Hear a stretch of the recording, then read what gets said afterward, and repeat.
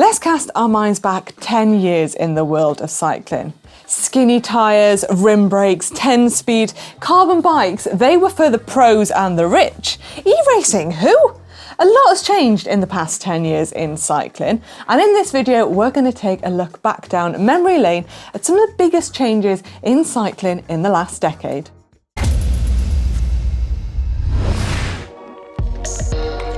This first point is probably one of the biggest changes we have seen in women's cycling for a long time. A number of teams have taken it upon themselves to raise the salary of their women's team to either equal or exceed the minimum salary set by the UCI for the men's World Tour teams. In 2020, 25% of female riders received zero salary. Now, women's cycling still isn't equal to the men's in terms of salary, but we are heading in the right direction. So far, the women's Trek Segafredo team and Team Bike Exchange have increased their women's salary to match the men's team. This is a huge step forward in women's cycling, and hopefully many other teams will follow. The UCI have introduced a minimum salary wage for women's World Tour teams in 2020, with the amount increasing from €15,000 in 2020 to €20,000 in 2021 to €27,500 in 2022. Then in 2023, it will match the same salary as the professional men's continental team. Next up, let's talk about how much the AERO position has changed in the last 10 years, mainly on TT bikes. We've gone from this to this. And to be fair, Ollie is pretty aero. 10 years ago, it was all about bringing that front end as low as possible and getting your arms nice and flat. Now we're taking a totally different approach, coming up a bit on the bars and bringing your hands a lot closer to your face. And now a lot of riders are spending a lot more time in the wind tunnel doing lots of different changes to their position and their bike to get all those aero gains. And it's not even just about the position. We now have these swanky skin suits that can save you X amount of watts over X amount of time. And the fancy aero socks, the helmets and the shoes.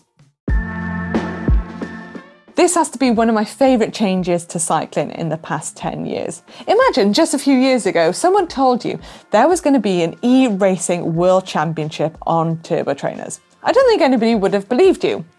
Indoor training has changed dramatically in the past 10 years, and I, for one, used to dread indoor training as it meant just sitting on a static bike on a wheel drive trainer with no entertainment, just staring at a wall. It was rather uninspiring. But gone are the days. Now I love indoor training, and sometimes I'd even choose to ride indoors instead of outdoors.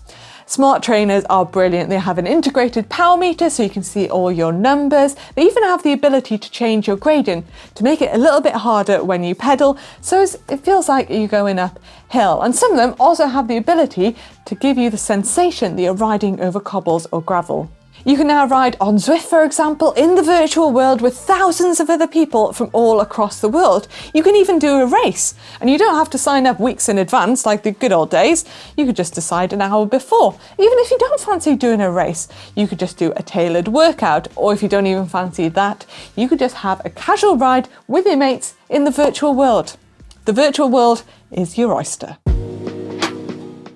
Go back 10 years and we were all riding around on skinny tyres pumped up to 110, 120 psi, as everybody thought that narrow and hard tyres were the fastest.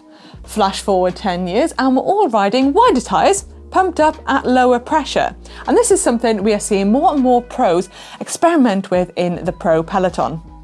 23mm wide tyres were the go-to choice. Now 25mm wide tyres are the go-to choice for pros and amateurs, and most people wouldn't even shy away from going 28mm or even wider. And I think wider tyres will be staying going forward. It has better rolling resistance, it's a lot more comfortable, and it's actually more aerodynamic.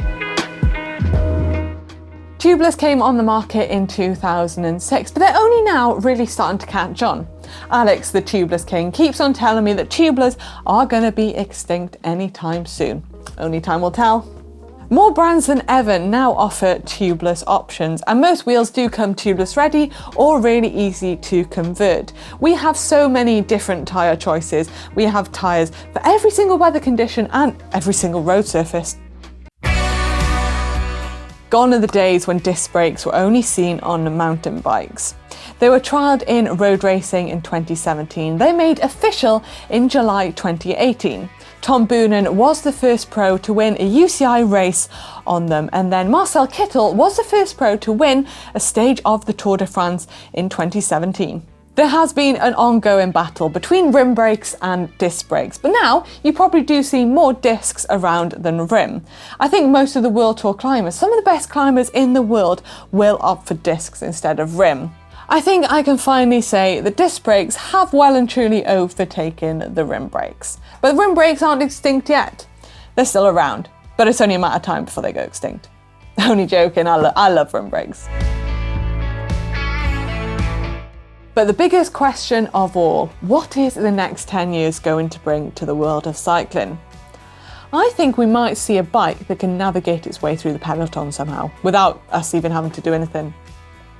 Okay, maybe not, but that would be pretty cool.